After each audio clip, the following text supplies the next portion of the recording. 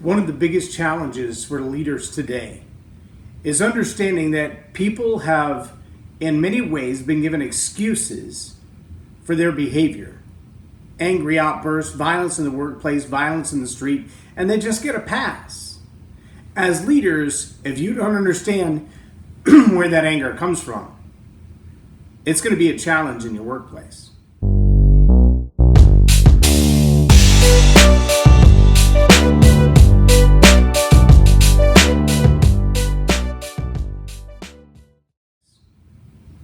I'm Loren Norris with Leading Leaders Podcast. And I can tell you, watching just over the last few years, the nature of our culture seems to be whipped into a frenzy. And it's fascinating, really, because the idea is that something as simple as the way you wear your clothes or the way you wear your hat or the hat you choose to wear could be provocation for anger. I don't want to lay out a silly analogy for you, but just look back through the news stories over the last several years and you'll see the indication of this. And it really is kind of I'm not trying to make a political statement, I'm trying to make a societal statement. So I want you to get that. But look back at the number of times in the last 3 or 4 years that someone wearing a red ball cap with certain letters on it has caused them to be violently attacked. From grown men attacking teenagers in a fast food restaurant to people on the streets literally being beaten within inches of their life because of the red ball cap they chose to wear.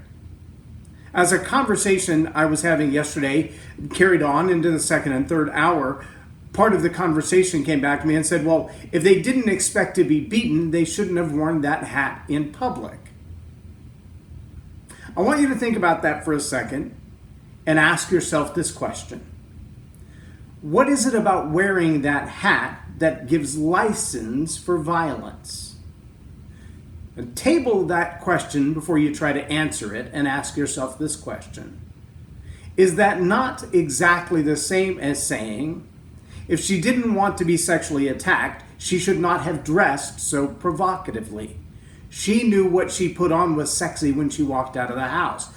He knew what he put on could irritate someone when he walked out of the house. Now, again, let's set aside your political beliefs, my political beliefs. That's not what I'm discussing today. What I really want you to get at the root of is this idea that we have lost control of our emotions, that our ability to manage self-control as a society has reached a tipping point.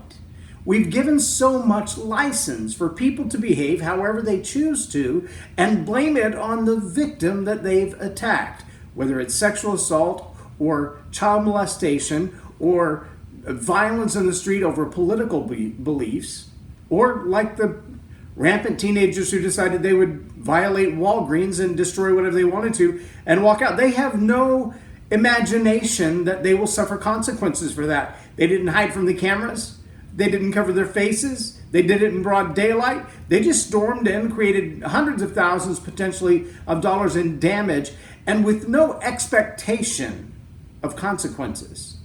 See, that's really what this problem has led to up to this point, and I'm afraid we're at a tipping point, and if we don't find a way to get a hold on it, it's going to get worse, not better. Because we've really tapped into the humanity natural core of emotional reaction. And that's a frightening place to be when there are no restraints.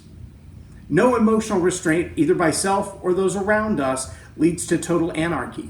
And that can be a huge problem. Try leading in a workplace where no one feels like you have authority, where you have no ability to enact consequences for bad behavior.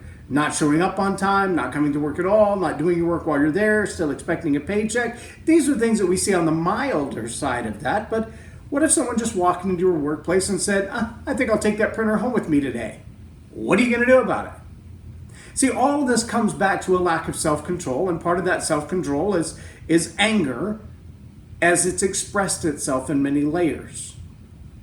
Anger, without conflict resolution, creates a big problem. I've tagged a couple of people here who are specialists in these areas. Veronica Seitz is a specialist, a regularly requested media representative to talk about conflict resolution in the workplace. Reach out to her. Let her know if this is something going on in your workplace. She can help you. And if you personally deal with accountability issues around the ideas of anger, reach out to Brady Daniel. He's a licensed counselor here in the DFW area, and he can help you with some of that stuff. But I want to get at this root point. Anger is almost always a mathematical equation of fear and pain.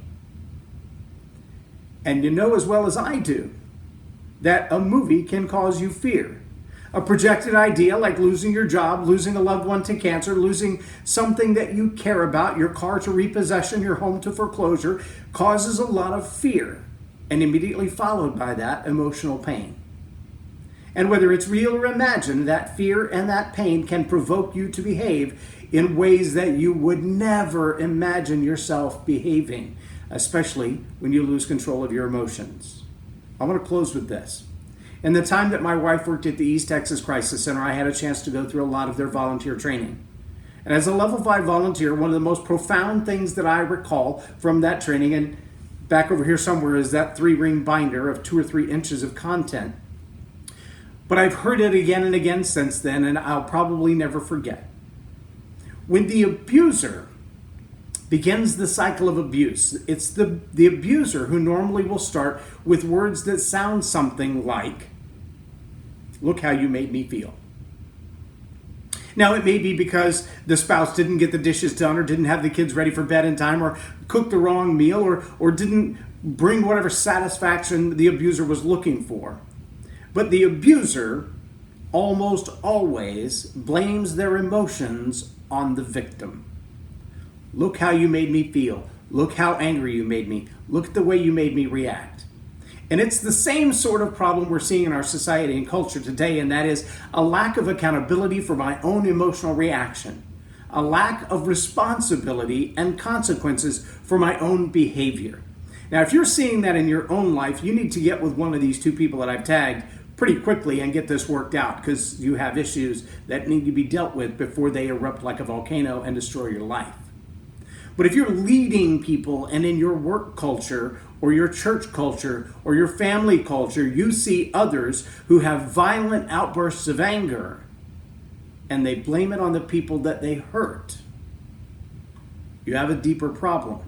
And you need to figure out what the source of anger is, which means figure out what the source of fear and pain is, and deal with it, and deal with it quickly. I'm Loren Norris with Leading Leaders Podcast for Tell It Like It Is TV. Have a blessed day.